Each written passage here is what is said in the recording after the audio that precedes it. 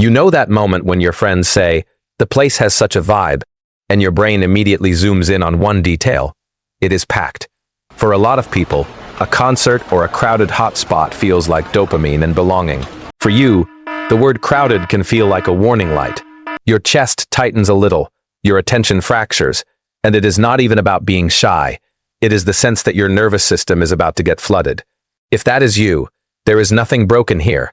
You are not boring, not antisocial, not failing at life. You are simply built with a different kind of wiring, and that difference changes what fun costs you. One of the clearest reasons crowds can feel unbearable is something psychologists often describe as sensory processing sensitivity. This is not fragility, and it is not a personality flaw. It is a nervous system setting that takes in more data and processes it more deeply. In a dense room, your brain does not quietly filter out the background the way other brains seem to. It registers the laughter 2 tables away, the strobe of LEDs, the bass vibrating through your ribs, the overlapping voices, the shifting bodies, the smell of sweat and perfume, even micro-expressions flickering across strangers' faces. Each detail might be small, but together they fill your bandwidth until it feels like your mind has no space left to breathe. So you burn energy just trying to stay regulated and act normal, which is why you can feel exhausted before anything bad even happens. From an evolutionary lens, this sensitivity was not a mistake. It helped humans detect danger early, notice subtle risks, and respond before others did.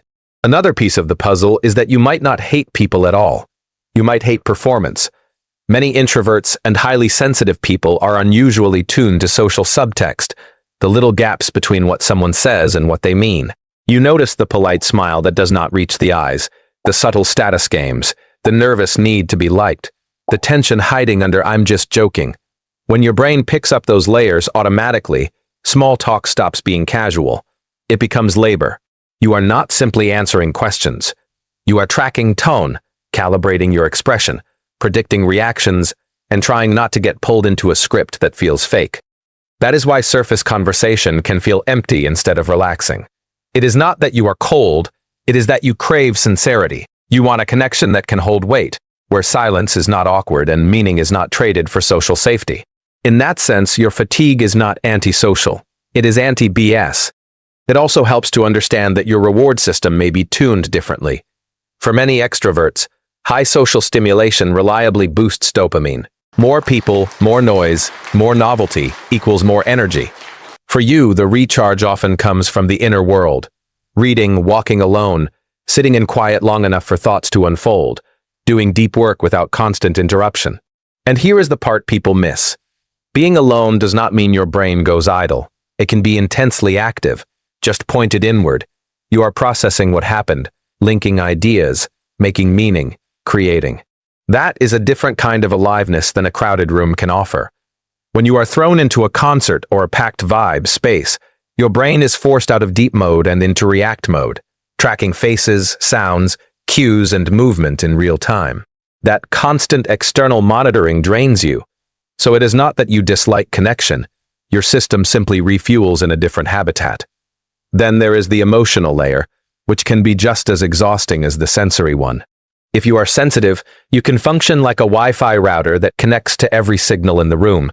You are not only managing your own feelings, you are also picking up the stress of the person worried about getting pushed, the irritation of someone who has been waiting too long, the anxiety behind a forced laugh, the excitement that is starting to tip into chaos.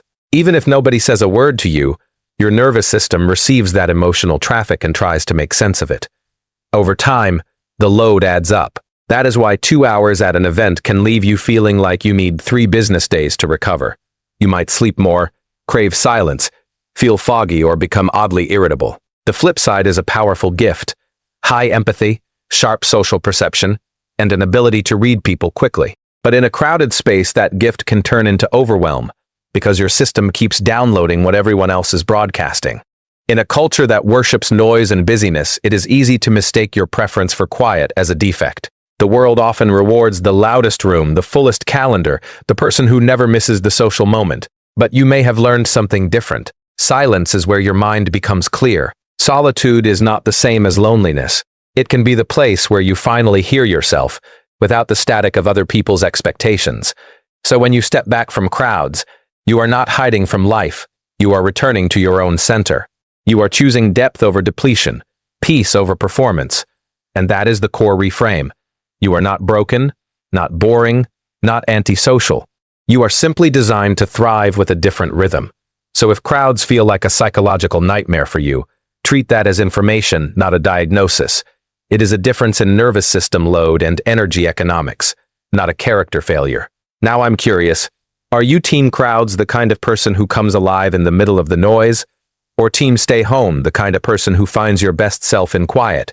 Drop a comment so you can find your people. If you want more psychology-grounded reflections like this, subscribe and thank you for watching.